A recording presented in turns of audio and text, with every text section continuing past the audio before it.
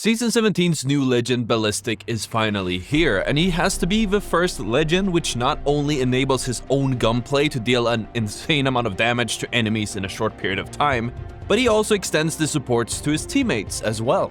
The ultimate, which we will cover later in the video, single-handedly allows the user to clean up several squads at the same time. So if that sounds like something you're looking for, this is the perfect video for you. At the time of writing this video, Ballistic is the second most picked legend in the game at a whopping 11% pick rate. And while you should generally expect a higher pick rate for a new legend, it's not always a guarantee that it will be that high, as there have been several legends who have been in maybe the top 5 in pick rate at best in the respective release week.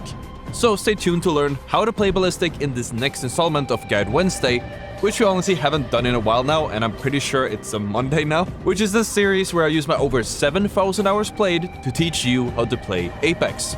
So let's take a look at this kit, and honestly it all ties together, so every detail is important. Ballistic's passive is the Sling, which allows the player to store a third weapon that can be pulled out for using a bind or clicking in the inventory. The slung weapon cannot have any attachments on it, meaning you can't place something like a Kraber or a pre-kitted golden weapon on the Sling. You can swap between your primary weapons and one on the Sling with a new additional bind, or just by opening your inventory and manually dragging it around. Since you can't have any attachments on the weapon on your Sling, the attachments on the existing weapon will attach to the previously slung weapon by default. And if they don't fit, for example, if the weapon doesn't take a barrel stabilizer, the stabilizer will be dropped into the inventory or then the floor. Since honestly there isn't really any use for a third weapon that doesn't have any attachments on it, and honestly no additional inventory space to carry ammo for 3 separate types of weapons, this thing should really only either be used to carry a third gun before deciding on which one you want to kit out and commit to for the rest of the game, or with the intention of enabling your ultimate as much as possible.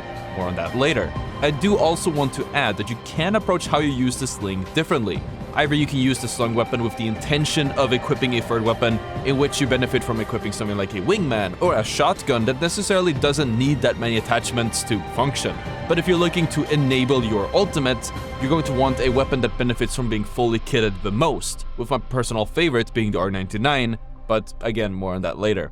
Because before that, we're going to be talking about Ballistic's tactical, the Whistler. The Whistler shoots a projectile that heats up an enemy's gun if they shoot for too long, as well as dealing a little bit of damage. The tactical can either be placed on the floor and attach to an enemy if they do run through it, or aim it right at them, in which it will attach to them if you do aim it and hit it correctly. It can also be locked onto an enemy if you hold a tactical button while aiming towards them. Firing the Whistler when it's locked on has it slowly glide towards your target, and if they break the line of sight, the Whistler hits a wall or something else instead. It's worth to note that the line of sight has a 3-second grace period in which the bullet will re-lock on an enemy if they re-peek again. The smart bullet deals 30 damage on impact, and for the next 12 seconds, the enemy is affected by a debuff where if they shoot too much, they will take up to 30 damage and momentarily have their shooting restricted, as their legend does a hand wiggle animation to shake off the heat.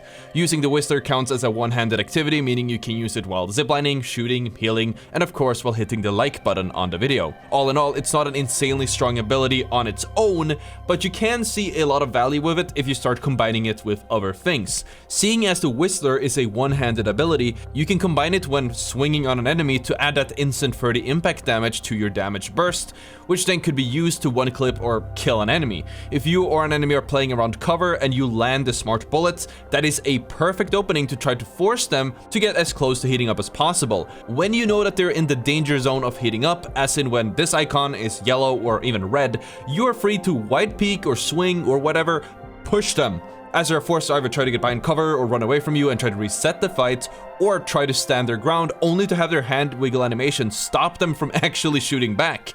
Either way, it's free space or even damage for you. Since you can place the Whistler on the ground where it will actually make a very visible visual effect for you and your enemies, you can also use this as a deterrent by placing it in a doorway or where enemies may want to walk through, as many enemies may think twice about walking straight into the heat up effect for no reason. It's worth noting that the Whistler does not affect enemies' ability-based weapons such as Rampart's Sheila or Vantage's Sniper's Mark. The auto-aim tracking can be bamboozled by Mirage's clones, and of course Watson's ultimate will destroy a smart bullet if it gets close enough. Also, it is a little bit finicky to pull off, but you know, imagine the clips.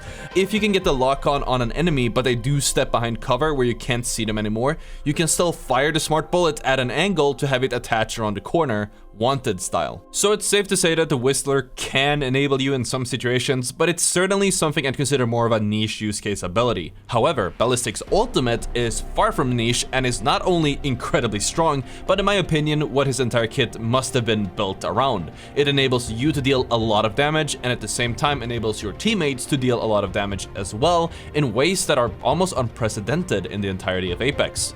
His ultimate Tempest is a must-have for any fight that you commit into. Activating Tempest will give you and your teammates faster reloads, faster armed move speed, so, you know, the move speed when holding a weapon, and of course, infinite ammunition. The weapon on your Sling will also get upgraded to gold quality for the duration of the ultimate, which means you get some really fast reloads thanks to the golden stock that comes with it. Also, apparently it stacks with the Rampart special guns from Big Mod, so make of that what you will. Tempest will affect any teammates within a 10-meter radius, takes 3 seconds to activate, and stays for a whopping 30 seconds, giving you more than ample time to clean up the entire enemy team. And to make things even easier, Tempest adds 5 seconds to its duration for every kill that you get, giving it an emphasis in its value if you're cleaning up or winning a teamfight. If the weapon on your Sling is a charge-up weapon like the Sentinel or the Rampage, activating your ultimate will obviously make them into gold weapons as any other gun, but it will also make them amped or, I guess, charged up. As for the sights chosen for the weapons, it seems to be identical to their sights when in the golden rotation. So generally speaking, you'll get a 4-10x for snipers, a 2x bruiser for most LMGs and assault rifles, or a digital threat for SMGs when applicable. The speed boost from Tempest also stacks with other Legends speed boosts, and in case you wondered, Ballistic is not affected by Crypto CMP or Revenant Silence as long as Tempest is active. And at the risk of sounding like a broken record, as for what weapon benefits the most from the Tempest, after a lot of testing, I'm going to stand by the fact that it seems to be the R99. While other weapons such as the Devotion, the Mozambique, or whatever do get their respective hop-ups for the duration of the ultimate, many of these guns are kind of mid in comparison to one of the highest damage per second weapons in the game, the R99. In addition to that, the R99's biggest weakness, especially this season, is the size of its magazine, holding you back from doing a lot of damage and getting one clips. Thanks to the golden upgrade, in addition to the super fast reload speed, you don't really have to worry about magazine size ever again.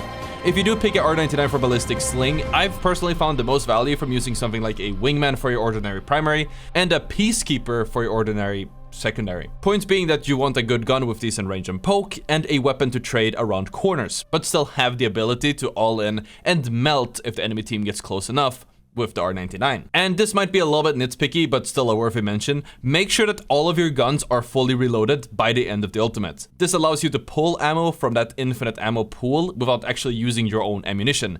It's a very small thing, but stops you from wasting ammo for no reason, and it helps with the overall team's economy. Another quick tip is that if you are using your ultimate and you bring up another weapon or bring your hands out for whatever reason, in order to bring your golden weapon back up, you don't actually have to press the holster key, but you can actually just press the ultimate button again to bring up your golden weapon again. The ultimate has an incredibly low charge time of just 2 minutes, so you want to make sure to use this in every team fight that you find yourself in. As for the actual timing, you want to try to pop Tempest when the fight really has broken out.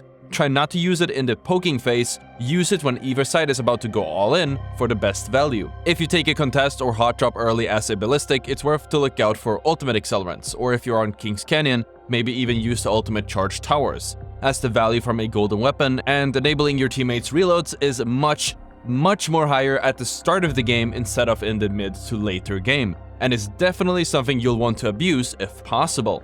If you're in a sweaty endgame, for example in Zone 5, with several squads still alive and playing from, say, a high ground, it might be worth to pop your Tempest in that scrambly stage of late game zones where many teams are rotating in at the same time, where you can get a lot of kills, because this would allow you and your teammates to rack up as many rotation kills as possible and inflict as much damage as possible as well. Since Ballistic is a bit of a damage dealing support style legend, I'd probably place him around the center to the back of every team fight. The move speed does give him some wiggle room at the front of the team fight, but he has a pretty large hitbox without a real escape, and if anything, you want to make sure your teammates provide you with enough space necessary to deal a lot of damage without having to worry about getting shot back. Now, we already covered the loadout with his Sling, so I don't think there's anything to add there.